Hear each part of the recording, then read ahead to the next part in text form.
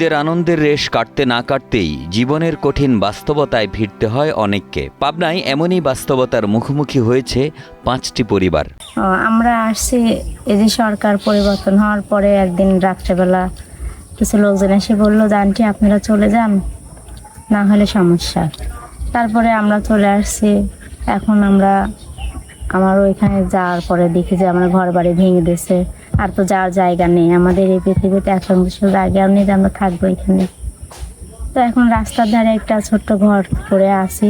এই যে ঈদের দিন 2 ঈদেই তো ধরেন একটু ভালো খাবার দিতে পারি, এই ঈদে তো একটু গোশ দিতে পারছি, রোজার ঈদে তো কিছুই দিতে পারিনি।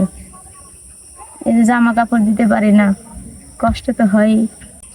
যেটা হাতে মেহেন্দি নেওয়ার জন্য পাশের বাড়ি গেছিল, সেও বাচ্চা মানুষ, মারছে আবার কান্না করে চলে আসছে। দেওয়ার তো ইচ্ছা হয় কিন্তু দিতে পারে না, খুব কষ্ট লাগে।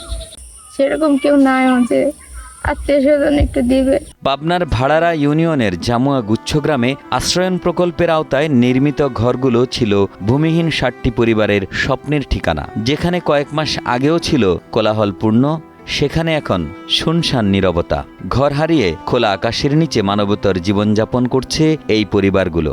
বলতে আমার ঘর দিয়েছিলি, আমরা পারিবারিক কাজ কাম করে খাই, ও না আমরা কিছু আমরা বসত করবে জানি, অতি আপিত্য করি খেদা দেখে আমরা জ্বালিয়েছিলাম সব। আমরা খুব অসহায় দরিদ্র মানুষ, আগে গুচ্ছগ্রামে ছিলাম, তো ওখানে সরকার চলে যাওয়ার পর ভেঙে চলে দিয়েছে, আমরাও চলে আসছি এই বাদে। আমরা খুবই দরিদ্র অসহায়, একেবারেই সয় সম্বল, জায়গা জমি কোনো কিছুই নাই, আত্মীয়স্বজন নাই সেরকম, মানে চলার মধ্যে কোনো অবস্থা নাই। দিনপাত কোনো রকম চলতেছে, খায় না খায় ছেলে মেয়ে নিয়ে এই যে বাদে পড়ে আসি, খুব কষ্টের দিনটা মন চলতেছে। কোনোদিন খাচ্ছি, কোনোদিন খাচ্ছি না, এরকমভাবে দিন যাচ্ছে। চোখের সমস্যা, এই জন্য রিক্সাটাও চালাতে পারছি না, অনেক দিনে বাসায় বসে ছেলে মেয়ে নিয়ে খুব কষ্ট হয়ে গেছে। শুনেছি সরকার থেকে অনেক কিছুই দেয় গরিব মানুষের, তো আমরা তো এ যাবৎ কোনো কিছুই পাইলাম না, তো সরকারকে আমাদের চোখে দেখে না। এখন যে কোনো ব্র্যান্ডের পুরাতন এসি বদলে নতুন ওয়ালটন এসিতে উপভোগ করুন 25% ছাড়। যে আমাদের সরকার যদি মানে আমাদের দিক তাকায়, তাহলে মনে করেন আমরা এই মানে 4-5টা ঘরের জন্য আমি সরকারের কাছে খুব আবেদন করতেছি যে তারা যেন আমার মনে করেন যে কোনো যদি ঘরে ব্যবস্থা করে দেয়, তে আমরা খুব ভালো থাকবো ইনশাল্লাহ। 2020 সালে আশ্রয়ন প্রকল্পের আওতায় পাবনার ভাড়ারা ইউনিয়নের জামুয়া গুচ্ছগ্রামে 60টি ঘর বরাদ্দ দেওয়া হয় ভূমিহীন পরিবারদের। কিন্তু 2024 সালের 5 আগস্ট রাতে স্থানীয় একটি প্রভাবশালী চক্র অস্ত্রের মুখে বাসিন্দাদের ঘর ছাড়তে বাধ্য করে এবং ভেঙে ফেলে 60টি ঘর। আমরা দেখেছি এখানে সন্ত্রাসীরা কিভাবে গুচ্ছগ্রামে ঘর বাড়ি ভাঙচুর করেছে। প্রশাসনে জানানো হয়েছে, তারা এখনো কোনো পদক্ষেপ নেয় নাই।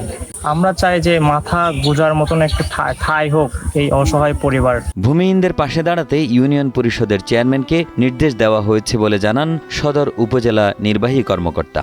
মানে যারা দায়ী তাদেরকে আমরা আইনের আওতায় নিয়ে আসার জন্য প্রয়োজনীয় পদক্ষেপ গ্রহণ করব।